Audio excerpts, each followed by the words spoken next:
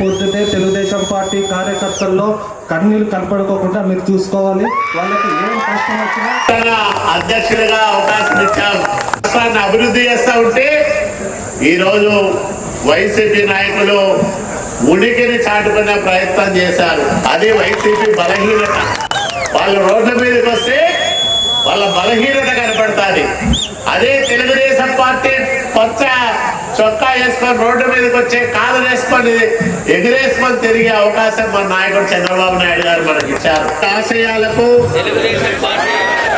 పవిత్ర లక్ష్యాలకు కట్టుబడి ఉంటూ పార్టీ సభ్యునిగా క్రమశిక్షణతో ప్రజా సేవా భావంతో పాలన చేస్తున్నారు.